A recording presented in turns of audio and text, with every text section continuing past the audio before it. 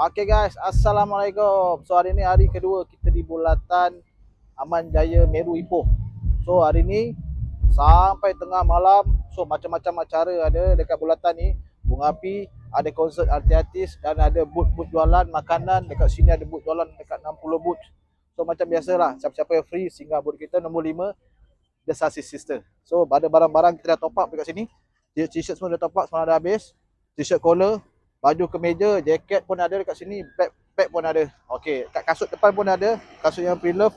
Daripada budak, saya kanak-kanak, saya dewasa pun ada juga. Kipas, dah kita tambah lagi stok Hot Wheel dengan dekat sini dia punya topi. Ini untuk bahagian lelaki. Untuk bahagian perempuan, so sama, kita dah top up semalam. Jadi kat sini ada baju perempuan, ada kemeja, baju kerja sesuai untuk pergi kerja ada jaket pun ada. Okey. Ada baju-baju pekerja nak jalan pun ada seluar, ada jaket pun ada guys. Okey, so clear ya. So bukan saya punya booth seorang saja, ada lebih kurang 60-70 booth dekat sini. Jalan-jalan sambil cuci mata, sambil shopping guys.